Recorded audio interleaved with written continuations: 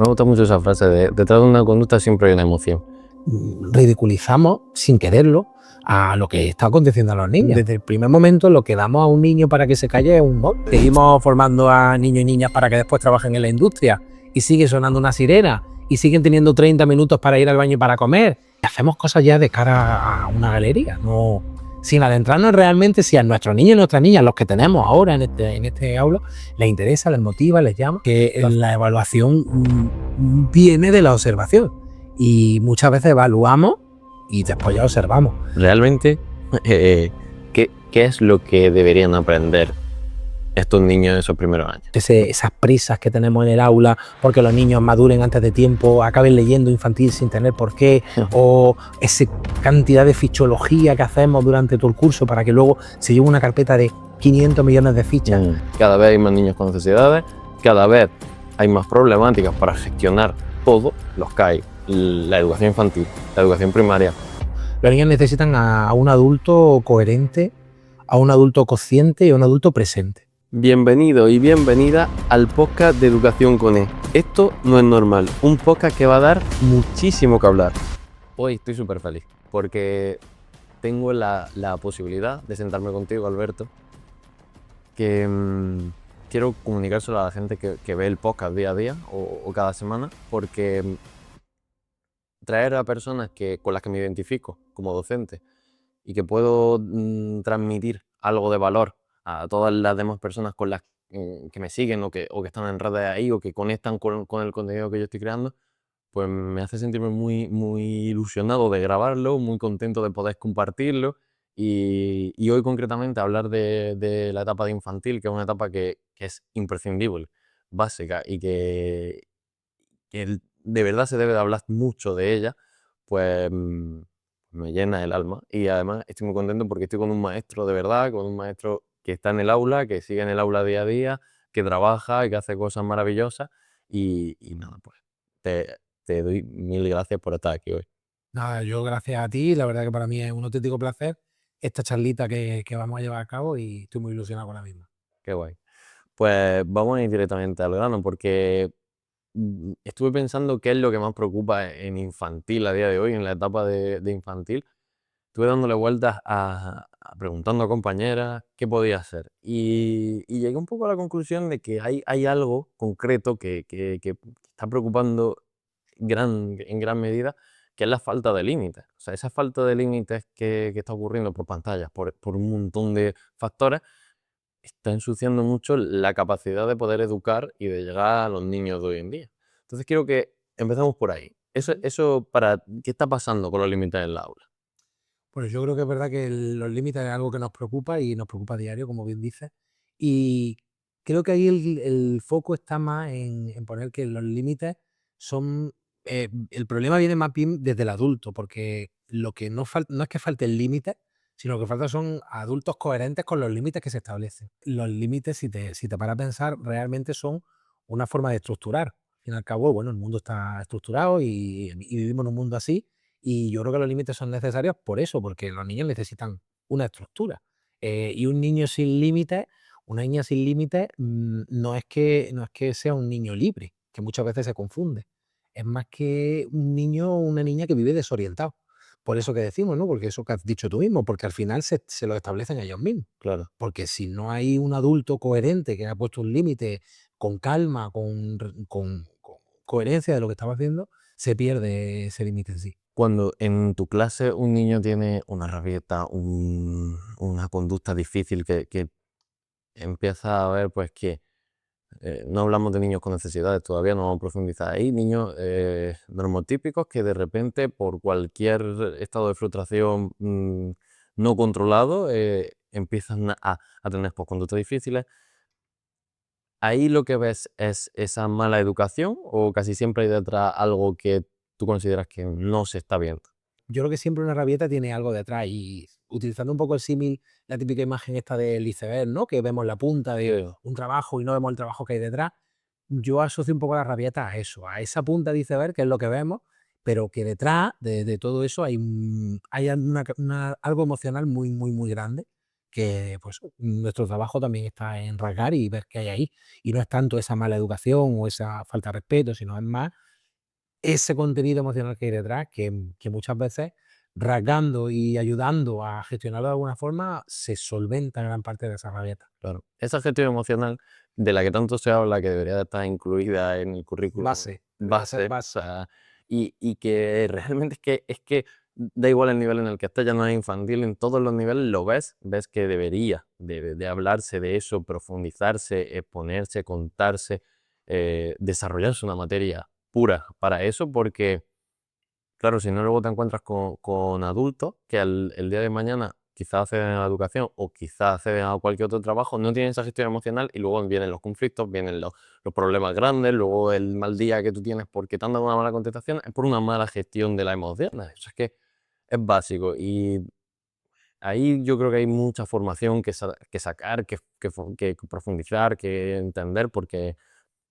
de ahí ya parte todo. Y estos niños, es lo que estás diciendo, acaban de empezar a sentir, acaban de empezar a notar que el mundo es algo Hay algo nuevo. ahí Claro. que se mueve y que a ellos los mueve de alguna forma. Entonces, no podemos confundir, pues eso, emoción con conducta, son cosas distintas y al final detrás de una conducta siempre hay alguna emoción, eso está claro. Sí. Entonces, el tema emocional en la aula y más en infantil, que es como te digo, es que casi que recién llegan al mundo, Mm. es algo que esa gestión tenemos que estar ahí muy mucho apoyando y ayudando a que bueno, pues los niños vayan interiorizando qué es lo que está pasando y solventando de alguna manera los problemas que eso les surja. ¿Está? Me gusta mucho esa frase de detrás de una conducta siempre hay una emoción. Es que lo ves en los adultos, en los niños y en todas las personas que estamos en sociedad a día de hoy. Y claro, muchas veces lo entendemos mal, ¿no? Pensamos que hay un pensamiento detrás de esa histeria, de esa rabia, de esa...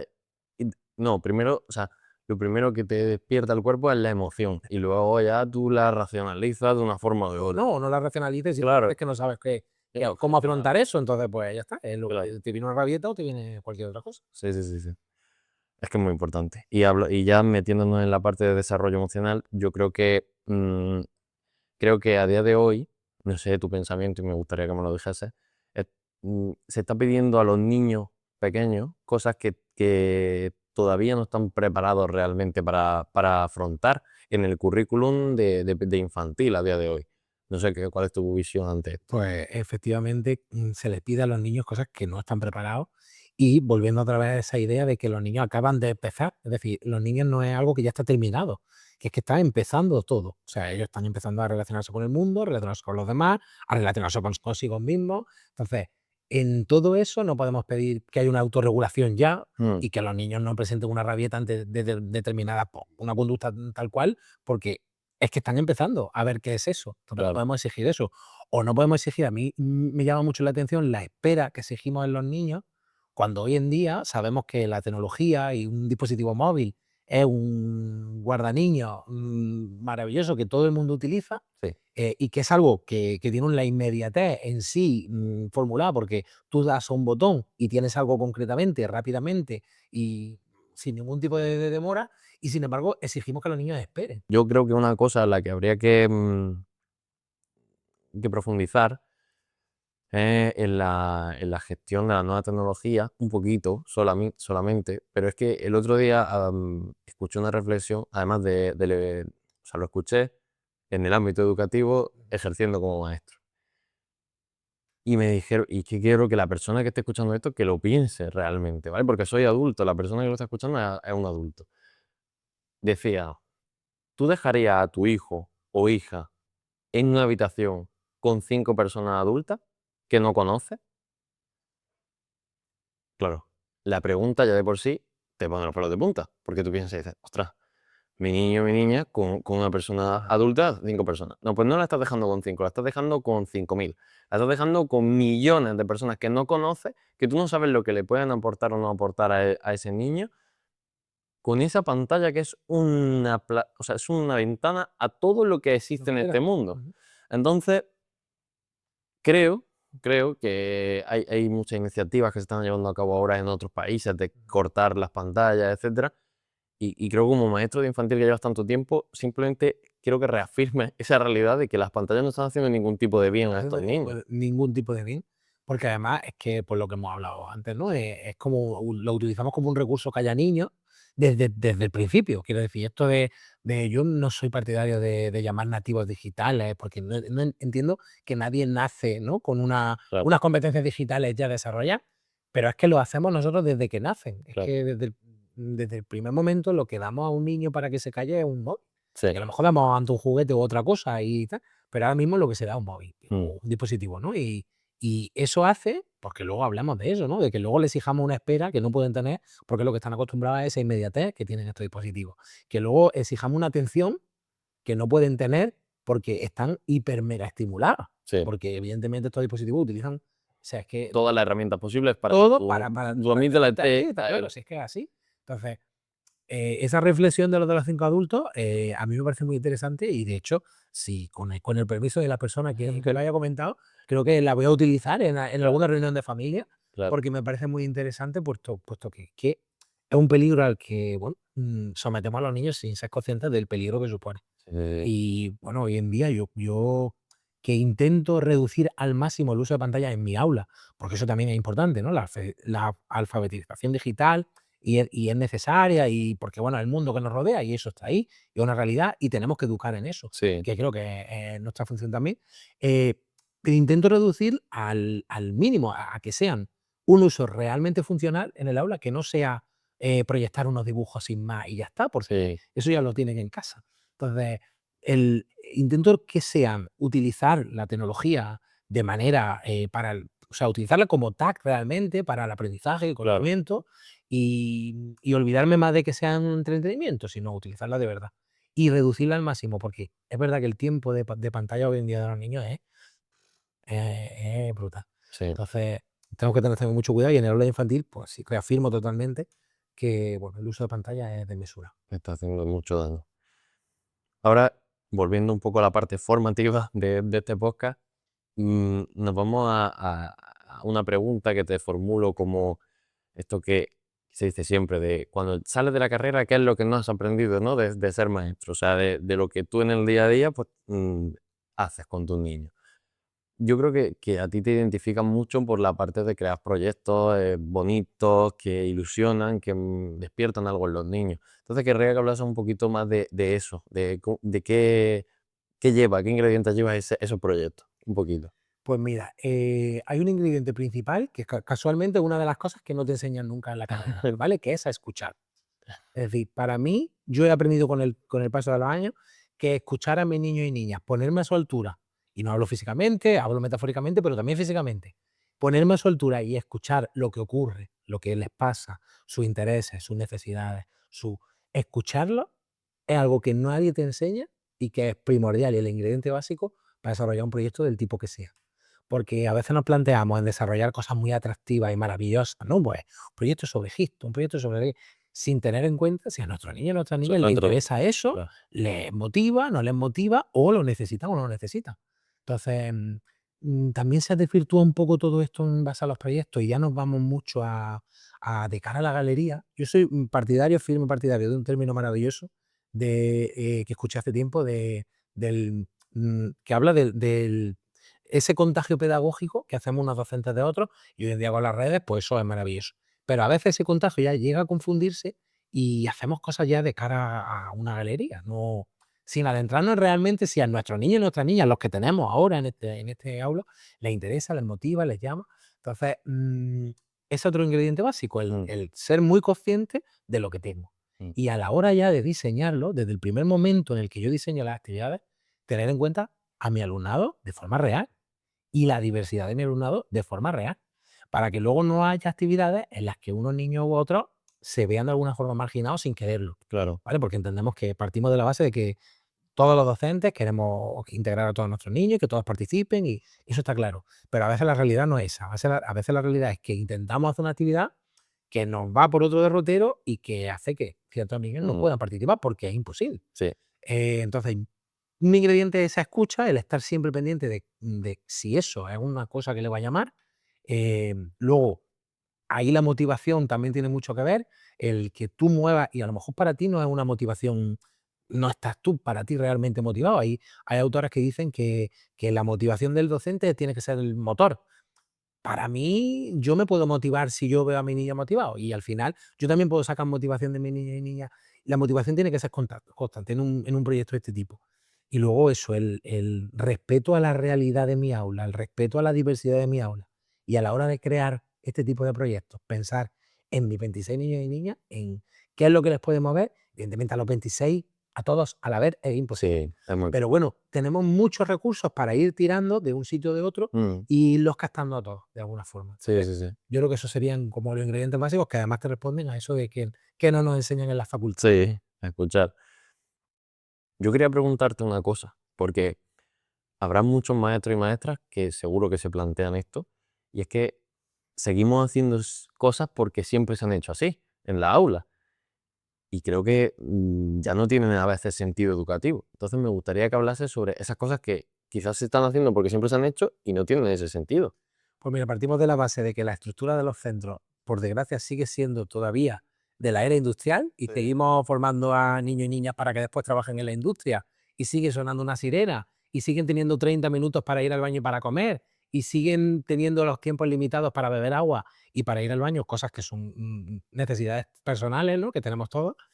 Partiendo de esa base de que por desgracia todavía hay muchos centros que siguen esa estructura, aunque ya hay otros muchos que abren otra línea, ¿no? Pero eh, eso es lo primordial, ¿no? Esa estructura tan que yo soy partidario de la estructura y creo que son necesarias, pero no estamos formando ya a esos trabajadores que después se van a ir a una fábrica, ¿no? Ya estamos formando yo creo que ya el foco lo estamos poniendo en la formación de personas, más allá de lo que luego puedan ser como trabajo.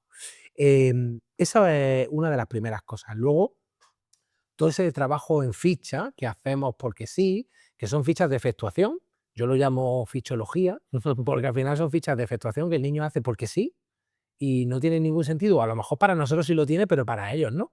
Y evidentemente carece de una significatividad para ellos y por tanto carece de nada. Y además es que a mí me llama mucho la atención que esas fichas se hacen en el tiempo y luego se llevan a casa tiempo después.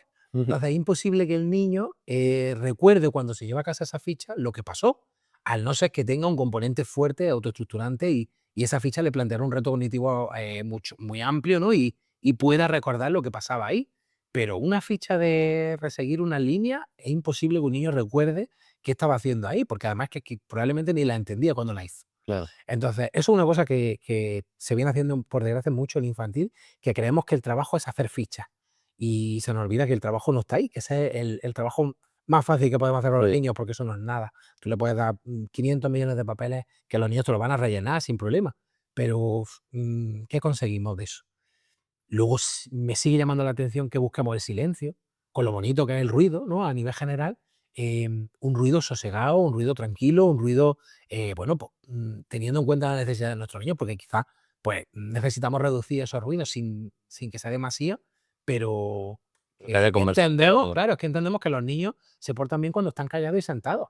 claro, Es que yo todavía sigo escuchando eso, por desgracia. claro, Entonces, para mí es todo lo contrario. Para mí es que justo ahí es cuando está pasando algo. Cuando un niño está callado y sentado 5 horas, es que algo hay ahí, algo está pasando. claro. Entonces, eso es una cosa y luego, un aspecto muy importante de cara a la evaluación, es que creo que evaluamos antes que observar.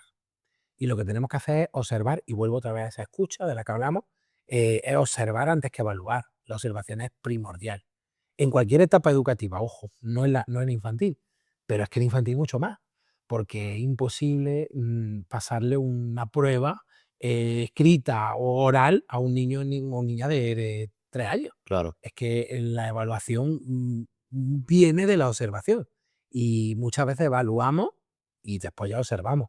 Entonces yo creo que eso es otro de los errores que venimos haciendo porque siempre se ha hecho Sí, y siempre está ahí y bueno, ensucia mucho el nuestro trabajo. totalmente.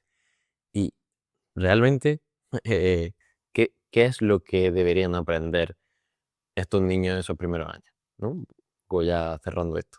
Yo hay una palabra que siempre les digo también a la familia y siempre tengo y es la autonomía. Y no me refiero solo a autonomía de ir al baño o lavarse las manos, que muchas veces nos centramos en infantil en eso.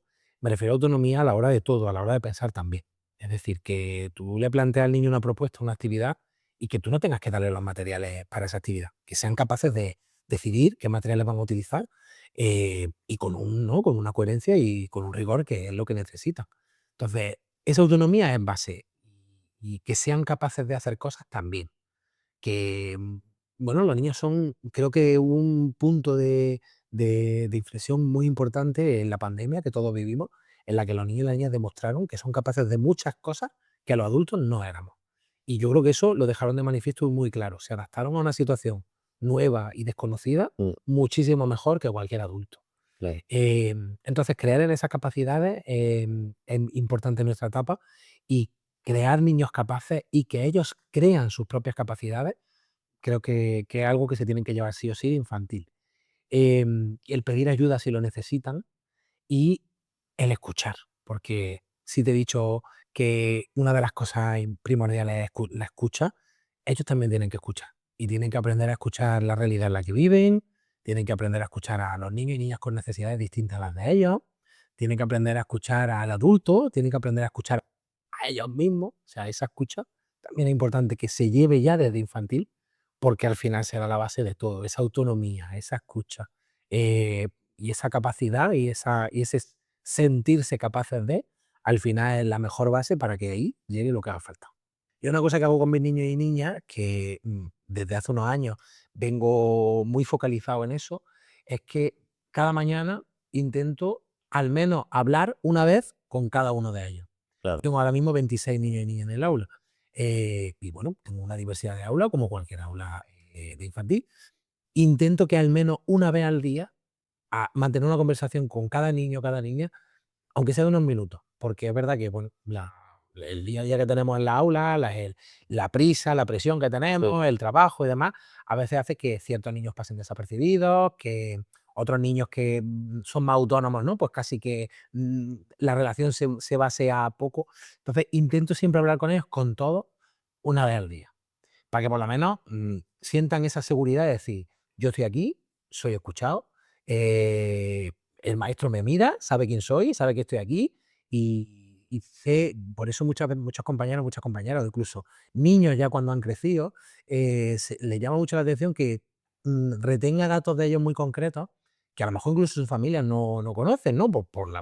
Y pasa un poco por eso, por esas pequeñas conversaciones que mantengo y que hago que se sientan siempre presentes en el aula. Para mí eso es básico en la seguridad, porque es verdad que decimos que, o yo que sé, hay autores como Francisco Mora, ¿no? Que hablan de que sin emoción no hay educación.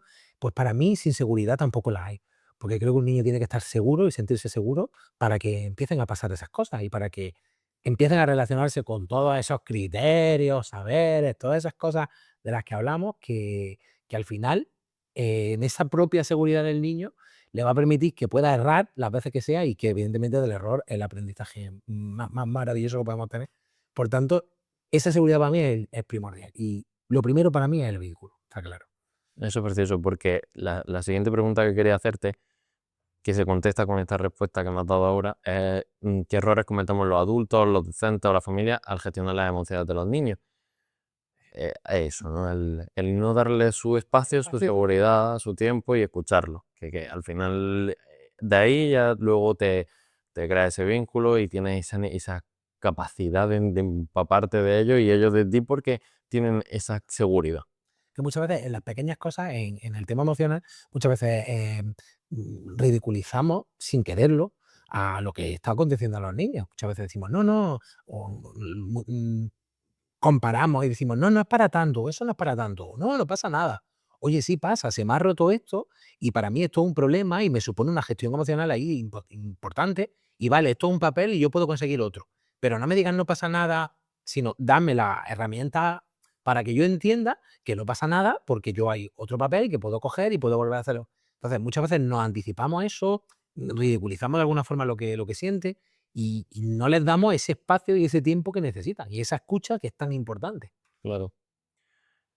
Quería parar justo aquí porque pensando en esto, en la escucha, en lo que has dicho de tener 26 alumnos, de tener que pararte unos minutos con ellos, aquí se habla lo bueno y lo malo, y evidentemente que haya 26 alumnos en una aula de infantil con un maestro, con niños con necesidades, Ujú. es que es brutal porque no es una buena gestión. No, una buena gestión. No es una buena gestión. Entonces, mm, quería por petición personal y por petición de compañeras incluso, que hables un poquito, que remarques la dificultad que está teniendo ahora la etapa de infantil de afrontar una educación con un montón de niños con necesidades dentro del aula, que quizás no deberían de estar en una aula ordinaria porque no pueden estar por su seguridad, y también cómo un docente a día de hoy puede sacar esa fuerza para tirar hacia adelante. Lo de la fuerza, la verdad que yo, si te digo la verdad, ya empiezo por ahí, no lo sé porque a veces se pone cuesta arriba. Ya te he dicho, he puesto un ejemplo básico de que intento hablar, porque es que a veces yo me daba cuenta que no lo conseguí. O sea, había veces que yo había niños de mi clase a los que no veía, ni escuchaba, ni hablaba, ni nada. Claro, Entonces, es una de las razones, porque evidentemente tener 26 niños implica eso, implica que unos niños necesitan unas cosas, otros necesitan otras, y tú eres uno. Y eres uno y, bueno, tienes un apoyo que a veces no siempre está, porque a veces pues está sustituyendo, está haciendo otras cosas. Entonces, no siempre contamos con el apoyo que necesitamos, y los recursos pues tampoco están, claro. porque así no siempre están a nuestra disposición. Y es verdad que estamos recibiendo en el aula niños que deberían podían estar mucho mejor atendidos, educativamente hablando, en otros espacios más adecuados y más, o sea, perfectos para lo que hay, porque evidentemente presentan unas necesidades que yo no puedo responder como maestro en mi aula, con otros tantos niños. Es lo que has dicho, para lo que hay. Claro, es que Es unas condiciones diferentes para lo que hay a día de hoy, sí. porque si el aula tuviese 10 alumnos, 12, 15 alumnos, bueno, ya hemos hablado Estamos hablando de otra cosa, perfecto, claro. Yo claro, soy partidario siempre de la integración. O sea, yo miro a mi alumnado la diversidad de los 26 claro, y no miro quién tiene más necesidades de un tipo o de otro. Para mí los 26 tienen necesidades de un tipo o de otro, claro, todos. Entonces yo siempre miro a mi alumnado desde el respeto a esa diversidad, porque además creo que esa diversidad me enriquece, o sea, enriquece mi aula y lo enriquece completo. a ellos totalmente.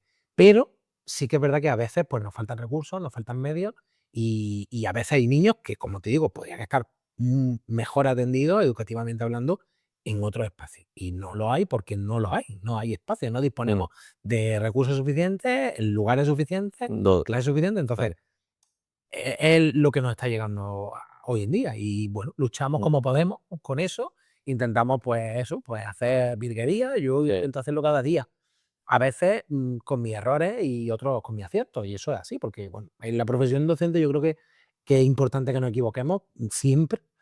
Para mí, lo más importante es que reflexionemos sobre eso que ha fallado, ¿no? claro, Pero que nos equivoquemos siempre en lo que vamos gestionando, en lo que vamos haciendo, y si no hemos podido dar respuesta a esas necesidades que tenemos en el aula, buscar otra forma y otra forma y otra forma y otra forma.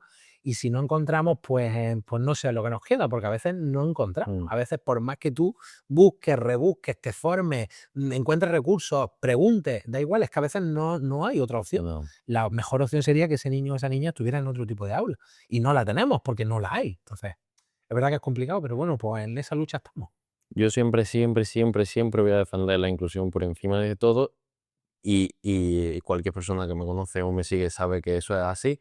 Intento aportar todas las medios, metodologías, ideas, pensamientos que puedan aportar a esto, pero es que siempre hago lo mismo también, expongo esta realidad en la que estamos viviendo, Así es. que es absurdamente incompatible con una inclusión real. Entonces, si partimos de ahí, se crean tantas situaciones difíciles de llevar a cabo para hacer una inclusión, o ni siquiera para hacer una inclusión, sino para atender a un niño en el aula, dentro de su aula ordinaria o fuera, que realmente hay que plantear, hay que ver que la gestión está siendo nefasta y que cada vez hay más niños con necesidades. Eso es así, una realidad. Es una realidad absoluta, cada vez hay más niños con necesidades, cada vez hay más problemáticas para gestionar todo, los CAI, la educación infantil, la educación primaria. No hay presupuesto, o parece que no lo hay, para sacar adelante la aula. O sea, tanto aula específica como en las propias aulas ordinarias, los recursos que son necesarios. Y esto hay que mirarlo, porque estamos sobrepasados todos. Claro, porque además en eso que dices, el factor humano hace mucho. Mm, O sea, estamos haciendo cosas que a lo mejor no nos correspondían, no, pero que estamos pues, solventando de alguna manera lo que tenemos, que no claro, nos queda otra. Entonces, yo creo que ahí cada uno desde el ámbito en el que esté, intenta poner siempre su granito de arena para que esa gestión sea lo más, hablo pues a nivel docente, a nivel de centro, ¿no? A nivel de recursos y sociales, intentamos poner nuestro granito de arena, pero a veces que es muy difícil, muy complicado, como bien has Sí, dicho, y bueno, y pues, en ese camino estamos. Es claro, importante, pues, este tipo de iniciativas, claro. reivindicarlas porque es importante que se sepa. Mm, lo he dicho en otros momentos, quizás no lo he dicho en ningún podcast, y es interesante. eh, Educación con es con de escucha, de estructura, de evidencia, de empatía, de entusiasmo, de todos esos valores que creo que los docentes tenemos que tener para poder llevar a cabo una educación real, docente y familia. Entonces, me encanta eso de escuchar, porque es que baso todo lo que yo puedo hacer con mis niños, lo baso en eso. Y cuando lo transmito a docentes o a familias, lo transmito desde ahí, desde escuchar, desde ver, de observar muchísimo, muchísimo a esos niños.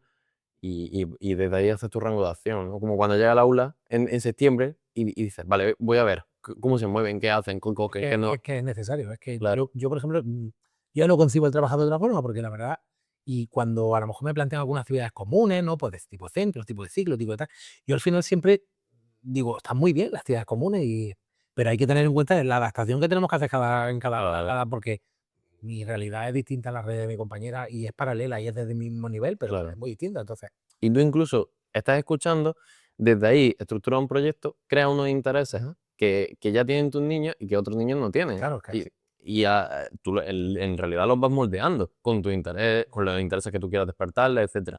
Pero claro, esto es muy importante y también lo hago en referencia a compañeras mías.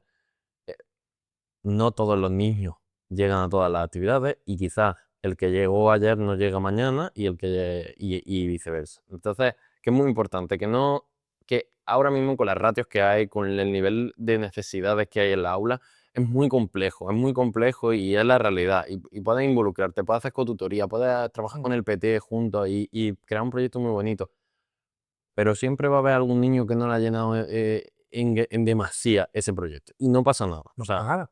Si es que es mucho más interesante trabajar eso, claro. que no todos lleguen a todo, no pasa nada, si es que la vida es así. Sí, Si es que vamos a salir a la calle y todo el mundo no llegamos a los mismos sitios ni hacemos las mismas cosas. exactamente. Entonces, es mucho más interesante utilizar eso mismo como recurso, como elemento vicario para trabajar, que la Mm, realidad, la vida de ahí fuera es esa. sí, Entonces, y es una forma perfecta de conectar vida y escuela. O sea, me sí, parece, porque al final y al cabo la sociedad es así. sí, sí, sí, sí, completamente.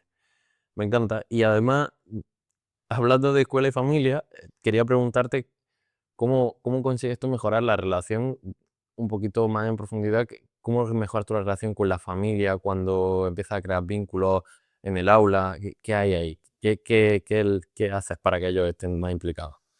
Pues volviendo a lo que hablábamos antes de esa seguridad de los niños, que es importante, el vínculo familia-escuela creo que también es básico para que un niño se sienta seguro. O sea, eso está claro, porque al final yo siempre, en la primera reunión de familias que siempre tengo cuando vienen a mi clase por primera vez, siempre les digo, mira, nosotros somos compañeros de trabajo, de un trabajo maravilloso que es la educación de vuestro hijo o vuestra hija, que creo que es lo que más queréis en este mundo. Entonces, se trata de que en ese compañerismo vayamos de la mano. No podemos ir uno en contra de otro, tenemos que entendernos, porque a veces el punto de inflexión, o sea, hay que entenderse desde las dos partes. Muchas veces entendemos que los docentes somos los que siempre llevamos la razón y no siempre es así. A Claro, veces a la familia hay que escucharlas también. sí, Volvemos otra vez a hacer hincapié en esa escucha que es importante para todos. Entonces yo les digo eso, que somos compañeros de trabajo, que a veces trabajamos en distintos despachos, pero que el informe que tenemos que entregar al jefe es el mismo, que pues son nuestros niños y nuestras niñas. Entonces, por tanto, cuanto más conectados estemos, cuanto esa conexión sea más respetuosa, de corresponsabilidad real, mucho más rico va a ser ese informe. sí, Parto desde ahí y lo llevo a cabo desde el minuto que yo planifico mi trabajo con la familia. Es decir, de cara a hacer un proyecto, una situación de aprendizaje del tipo que sea, lo primero que siempre hago es reunirme con mi familia. En mi caso, pues hay una serie de delegados, subdelegados, ¿no? Y que pues nos quedamos y concretamos, oye, esto ha surgido, este tema es el que vamos a trabajar, ¿qué os parece? ¿Qué proponéis? Porque a veces tendemos, mucho en infantil, a decirles, van a venir disfrazados de esto y darle el papelito del disfraz. sí, Que eso no implica a que la familia aquí no tengan total que tiene que ser una cosa consensuada entre ambos, ¿no? Pero sí que me gusta tenerlo en cuenta desde el principio. Entonces, a la hora de diseñar algo, yo siempre me centro con mi familia y les digo, ¿qué pensáis? ¿Qué opináis? ¿Qué creéis que tal? E incluso familias bueno, tienen niños con ciertas necesidades, también les planteo, oye, ¿qué pensáis de esta actividad? ¿Cómo creéis que qué creéis que podemos hacer para mejorar, para que este niño, esta niña participe de forma, ¿no? Eh, y la involucro de forma real. No la involucro pidiendo que me traigan algo a la clase. Claro, La involucro de forma real. O a la hora de, no digo venir y decorarme. No, les digo, oye, ¿qué podemos hacer de decoración? Pues esto, pues lo otro, pues venga, vamos a hacerlo. Y yo soy el primero que estoy aquí con él. claro. Entonces, al final esos vínculos se van creando y luego yo personalmente también me lo llevo un poco, es decir, extrapolo un poco a lo personal, esa relación con la familia.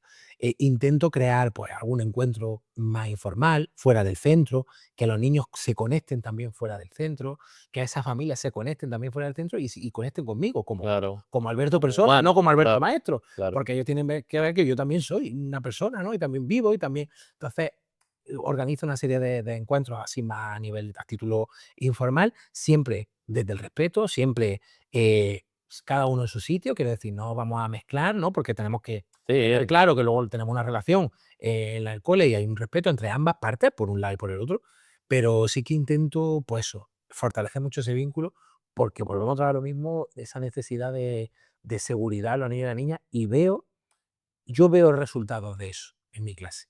Yo veo resultados de que al final vamos de la mano y de que cuando yo a lo mejor propongo algunas locuras, que propongo muchas, a mi mm, familia propongo muchas locuras y tienen que pararme los pies, tienen confianza suficiente para pararme un poco los pies. Y cuando a lo mejor estoy muy calmadito, también tienen confianza suficiente para picarme sí, y subir un poquito todo más. O bien. sea que ese vínculo lo veo, estoy muy orgulloso de que, bueno, pues he tenido suerte de encontrarme con una familia maravillosa siempre y conectar perfectamente poder llevar una relación buena. No en todos los casos, a veces hay que tirar mucho Sí, más, hay que sacar mucho más recursos, desplegar todas las armas que uno tiene para poder, ¿no?, involucrarlo de alguna forma, pero bueno, para mí es que también es una de las cosas primordiales en mi etapa, claro, porque la familia en infantil son pieza clave. claro. Es lo que has dicho. No es tanto que las familias, que también habrán sido maravillosas, es que sacas todas las armas y recursos para hacer que sean maravillosas. Que nosotros exactamente igual. Es decir, al contrario, también las familias buscan que tú seas lo más maravilloso posible. Y es maravilloso que haya esa confianza para poder intercambiar ese tirar, ¿no?, del uno del otro. Eso es genial. Y yo también abogo muchísimo, muchísimo porque la familia está ahí, se introduzca, se meta en lo que estamos haciendo, que vea cómo funciona la clase, dónde tenemos las cosas, dónde va la mochila. Claro, y sin miedo a nada. Yo no Claro, tengo miedo de que, o sea, en mi clase cada 2 por 3 hay familia. Si no para una cosa, para otra. Yo no tengo miedo a nada. O sea, claro. yo hago lo mismo que hago todos los días. Sí, sí, sí, Si tengo que regañar en algún momento, voy a regañar, esté la familia o no. claro, Quiero decir, ellos saben cómo funciona un aula. Saben cómo funciona el aula porque están hartas de venir ya al aula y participar en el aula y saben los problemas que hay. Incluso me llama la atención que muchas veces diseñan actividades, ya ellas diseñan actividades teniendo en cuenta todo lo que yo tengo en cuenta. Es decir, todos los niños, los tiempos, el espacio, o sea, ya tienen en cuenta, ya han llegado a ese punto, ¿no? Cuando ya estoy varios años con ella, llega a ese punto. Con lo cual, eso refuerza pues, eso mismo que te digo, que ese vínculo se lleva a cabo doblemente. Vi una actividad súper bonita, no sé si fue como enfocada como un proyecto, pero la vi por redes, que hiciste como un cubículo en clase con la Navidad dentro del cubículo. Exactamente. Me gustó mucho ese concepto y como estamos hablando de proyectos y la persona lo mismo, pues o se mete y lo ve ahora en el perfil o lo que sea, pero para aterrizarlo un poquito más, ese proyecto en qué consistía, ¿no? Era un poco eso. Es una actividad propuesta pues, para trabajar la Navidad desde otro ámbito, ¿vale? Porque, bueno, porque volviendo otra vez a esa idea de esas cosas que estamos haciendo, y es que estamos haciendo muchas cosas de cara a la galería y no nos damos cuenta de la realidad que hay de las cosas, ¿no? Entonces empezamos yo es que tengo un problema con la Navidad y es que si ya de por sí creo que los niños están ultra mega estimulados, el momento navideño es mortal, porque hay estímulos por todos sitios y además cada vez antes. Sí. Yo decía, antes la Navidad llegaba en diciembre y ahora la Navidad llega en noviembre. Y ya en noviembre ya hay cosas para Navidad Mm, y ya hay calendarios y ya hay duendes y ya hay cosas que a mí porque luego en el aula es difícil gestionar todo eso, Sí. porque esos niños están hiper mega estimulados. Entonces, esa propuesta en concreto, bueno, pues se basa en la metodología Reyo, ¿no? Y un poco pues el acercamiento de forma libre a distintos elementos y el concentrarlo en un metro cúbico, porque lo que ocupa un metro cúbico es un cubo guarida que, bueno, que se utiliza para muchas cosas, utiliza también como guarida para los niños que la necesitan, pero en este caso lo que plantea ahí es una Navidad desde el aspecto sensorial. Es decir, ¿a qué olía mi Navidad de cuando yo era pequeño? Mi Navidad de cuando yo era pequeño olía a un abeto real, porque en mi casa no había tantos abetos de plástico y lo que había es que no se iba y se arrancaba un árbol, sino que normalmente mi padre, pues cuando iba al campo y alguno que estaba o que se había caído, lo traía allí, le ponía el árbol y a lo mejor no era un abeto, era yo qué sé, otro tipo de árbol, puede ser el árbol que había, pero olía. Era un árbol que olía. Yo echo mucho de menos hoy en día los árboles de Navidad, que son preciosos, pero falta que huelan.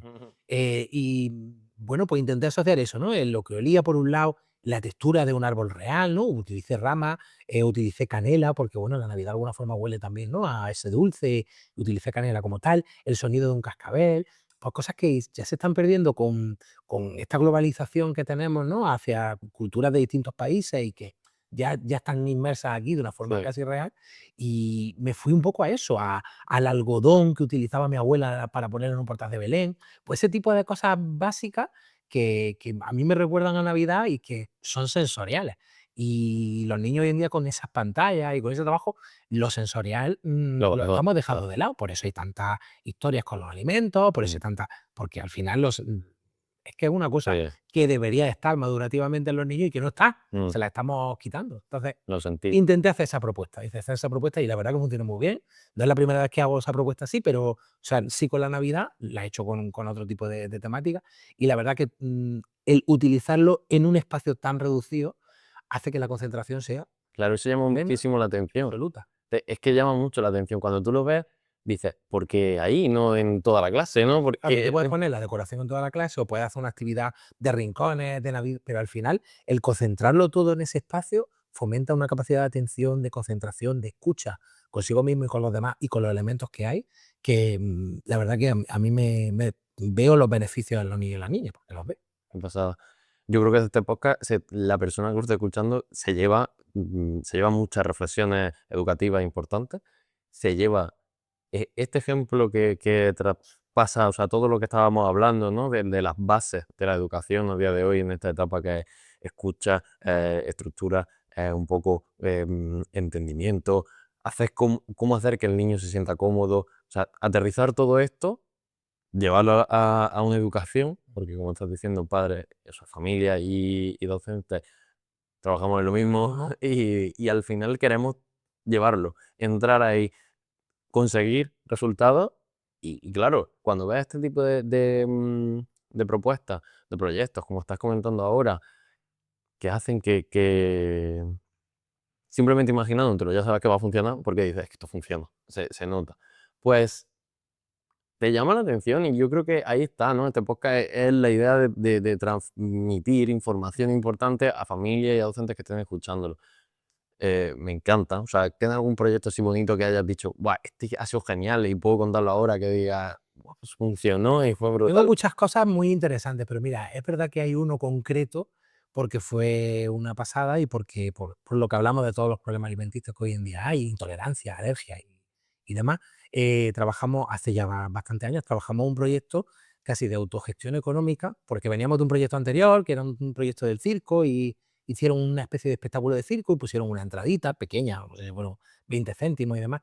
Y bueno, una vez que recaudamos y vimos, no sé si eran 12 euros lo que habían recaudado, una cosa así, del circo. Y entonces vimos qué querían hacer con ese dinero. Y fue algo de autogestión muy interesante porque ellos dijeron muchas ideas, muchas cosas que hacer. Y evidentemente, pues algunas era, bueno, algunas iban desde ir al Burger King a merendar hasta, pues yo qué sé, ir a un parque de atracciones, ¿no? Entonces, yo, tal cual lo dijeron, yo respeté todas las ideas y simplemente les planteé lo que costaba cada idea. Y ellos vieron que por algunas cosas no llegaban, o sea, no llegaban para ninguna. Entonces, ellos mismos decidieron qué podían hacer para conseguir una de esas cosas. En este caso fue un parque de atracciones, que era lo más caro que habían dicho. Ir a un parque de atracciones, estoy hablando de niños de 3 años, ¿eh? Hace ya algunos años, pero niños de 3 años. Y bueno, vimos que evidentemente necesitábamos dinero. Entonces nos vino para trabajar cómo conseguían dinero los adultos, Eso nos llevó a descubrir que, bueno, los tíos de una de las niñas del aula tenían un restaurante y ella decía que sacaban mucho dinero, pero a ella le llamaba mucho la atención que cuando recaudaban la caja, ¿no? Pues había mucho dinero físico y le daba mucho la atención eso. Entonces nos embarcamos en un proyecto sobre los restaurantes. Y más allá de, pues, de trabajar la alimentación, las recetas y tal, lo que hicimos es montar un restaurante, pero no montamos un restaurante como tal, montamos 6 restaurantes. ¿Qué pasa? 6 restaurantes, cada restaurante, pero tú, o sea, desde el punto de ir trabajando los tipos de alimentos, las comidas saludables y no saludables, las alergias, las intolerancias, todo eso lo trabajamos con los Claro, niños. Trabajamos lo que es una lista de la compra, el ir a comprar la compra, o sea, cosas funcionales del día a día, capacidades reales. con niños de 3 años. Con niños de 3 años, ¿vale? Siempre, por supuesto, con la colaboración de la familia a tope, porque es verdad que ahí la familia estaba muy involucrada. Y bueno, de alguna forma llevamos a cabo una que se propuso al ayuntamiento, y el ayuntamiento nos dio vía verde y nos dijo que podíamos hacer una feria de la tapita. Oh, qué Y guay. aquí nació la primera feria de la tapita, de Arcos de la Frontera en este caso, que fue el pueblo en el que se desarrolló. Y bueno, hicimos una feria de la tapita con 6 stands, 6 restaurantes que iban con su vestuario, con o sea, todo el merchandising de un restaurante, su logotipo, su nombre, ayudados de la familia, y elaboraron tapas para todo el mundo que quiso ir a aquella plaza Guau, a comer. De hecho, recaudamos muchísimo dinero que evidentemente conseguimos ir al parque de atracciones y me los llevé a niños de 3 años a un parque de atracciones porque evidentemente demostraron que eran totalmente autónomos, si es que qué ya tenían pasada, esa gestión. qué Y pasada. entonces, eso es bonito porque han pasado los años y hoy en día esos niños con los que algunos tengo relación, ¿no? Porque, bueno, me gusta siempre estar en contacto con los niños que han pasado por mi clase y ver cómo van creciendo. Y, y me comentan muchas familias que esa autogestión que tuvieron allí, esa pues, coherencia o no, o entender de pronto que el dinero se extraía del trabajo y que había que hacer algo y que todo eso lo tienen hoy en día a que las cosas cuestan dinero, Claro, a que hay que hacer, hay que trabajar para y eso lo llevan ellos hoy en día ya impregnado. qué Y pasada. tenían 3 añitos. Y la verdad que fue un proyecto muy chulo. Además, contamos con, bueno, fue de las primeras veces que yo veía o conseguía cosas, porque hay una cosa que para mí es muy importante en eso de las capacidades de los niños, y es que me gusta que sepan que son capaces de, ¿no? Y el ayudarle a que sean capaces de lo que sea. Y si me he tenido que llevar a Alejandro Sanz a la clase, me lo he llevado, que también fue uno de los proyectos. Y en este caso es que vino el Ángel León, un reconocido chef, y estuvo ayudándonos, que para aquel entonces para mí era muy importante porque era un chef Guau, reconocido, con un gran prestigio y tal, y estuvo con un niño de 3 años echando una mano a la hora de elegir las tapas, por ejemplo, que fue algo muy curioso. Entonces, tengo ahí como ese proyecto maravilloso qué que además, pasada. pues me ayudó luego porque, bueno, de cara a afrontar unas oposiciones, pues fue el proyecto que expuse, fue Claro. un proyecto que hice y la verdad que me ayudó mucho. Claro, claro. O sea, increíble. Además, es que es precioso porque es el resumen de tal, de escucho, Sí, voy todo. estructurando en base a, bum, bum, bum, construyo, construyo, construyo, sale algo maravilloso, involucro a familia, involucro al pueblo, involucro a todo y sale genial. Buah, que me encanta como cierre. Solo quería decirte que si tienes algo, un mensaje, algo que diga, esto o de todo lo que hemos hablado, sintetizar una idea o tienes algún concepto o mensaje hacia la educación de hoy en día que quieras lanzar, pues te dejo este espacio, este momento para ello. Nada, yo, bueno, creo que lo he dicho casi todo, no me queda nada en el tintero. La verdad que, bueno, pues, para mí ha sido un placer, esta charla y compartir un poquito de educación contigo, porque desde el minuto uno ya vi, me transmitiste lo que hay detrás y esa necesidad, ¿no? De esas sinergias que se crean, de aprender, de seguir aprendiendo y de compartir.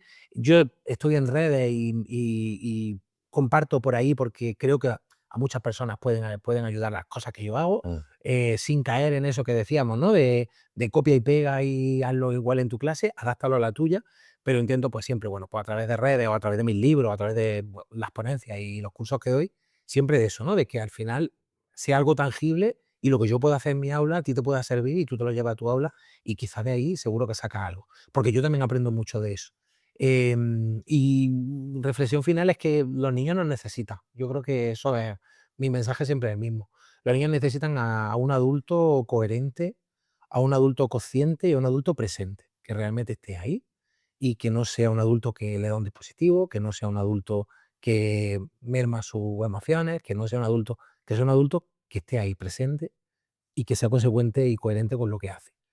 y yo creo que eso la escuela infantil también lo necesita. Y todas esas cosas que están fallando de, ¿no? Pues de las cosas que se hacían porque sí y se vienen haciendo siempre y ahora ya pues nos damos cuenta que no.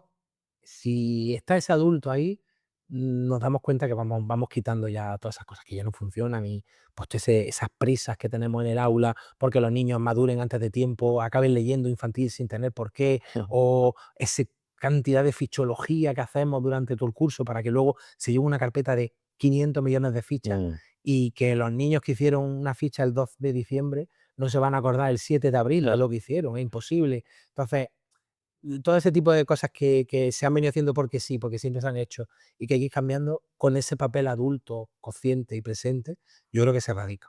Así que esa es mi reflexión. La niña qué lo bonito, necesita. qué bonito. Pues muchísimas gracias, Alberto, por estar hoy aquí. Vale. Gracias.